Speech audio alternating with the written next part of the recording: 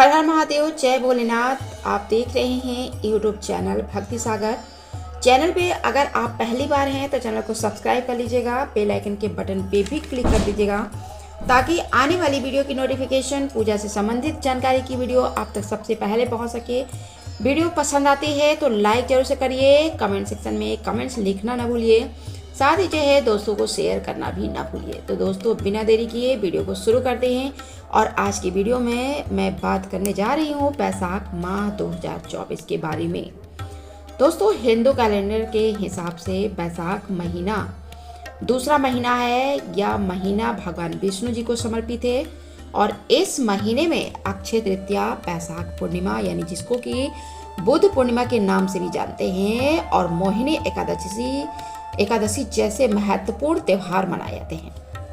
इस महीने में भगवान शिव की विधिवत रूप से पूजा की जाती है। बैसाख महीना जो है साल 2024 में 24 मार्च 2024 बुधवार से शुरू हो रहा है, जो कि 23 मई 2024 तक चलेगा।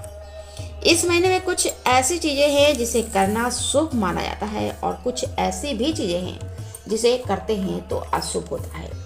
आइए जान लेते हैं इस महीने में क्या करना चाहिए, क्या नहीं करना चाहिए, इसके नियम क्या है। दोस्तों बैसाख महीने में पवित्र नदियों में स्नान करना बेहद ही शुभ माना जाता है। इससे देवी देवताओं की कृपा प्राप्त होती है।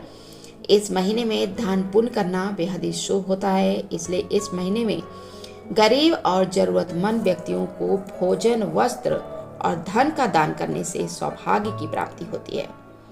बैसाख महीने में देवी देवताओं की विधिवत पूजा करने का विधान है, जिसमें विशेष रूप से भगवान विष्णु, माता लक्ष्मी, शिव जी और हनुमान जी की पूजा की जाती है। अपनी श्रद्धा के अनुसार आप इस महीने में भंडारा करवाते हैं तो ये भी बेहद ही शुभ होता है। और इस महीने में सभी देवी देवताओं के मंत्रों का जाप करना विशेष रूप से फलदायी होता है। इससे देवताओं की कृपा प्राप्त होती है और मनोवांछित फल की प्राप्ति होती है। बैसाख महीने में पितरों के लिए पिंड दान करना उत्तम फलदायी माना जाता है। इससे पितृ दोष दूर होता है। जान लेते हैं इस महीने में क्या नहीं किया जाता है।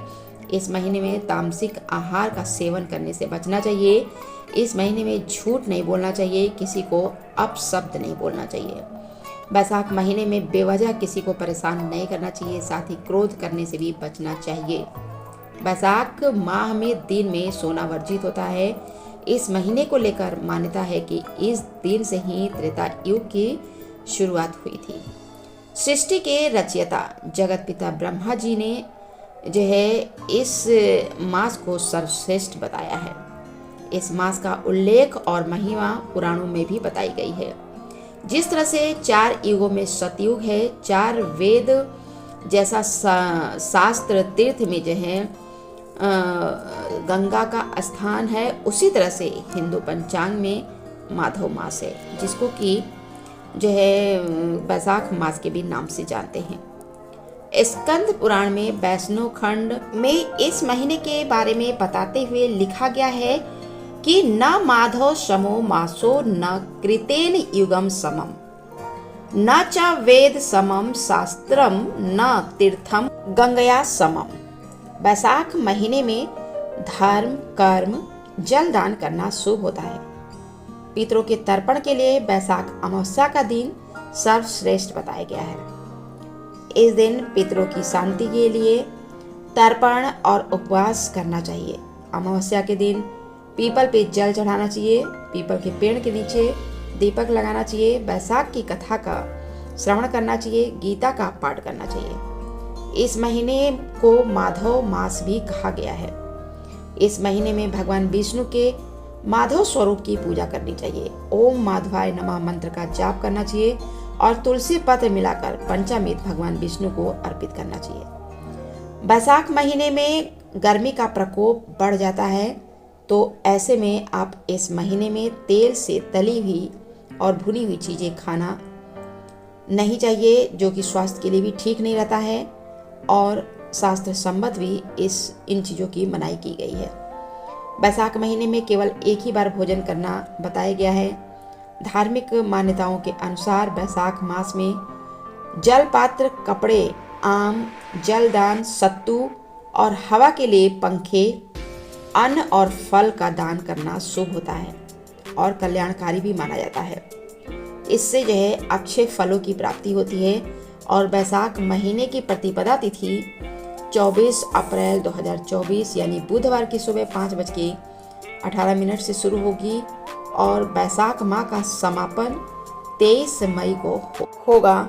यह महीना सिद्धि योग स्वाति नक्षत्र में प्रारंभ होगा, जो कि 25 अप्रैल की प्रातः 5:06 तक रहेगा। इस महीने में प्याऊ लगवाना, पशु पक्षियों के लिए दाने की व्यवस्था करना चाहिए।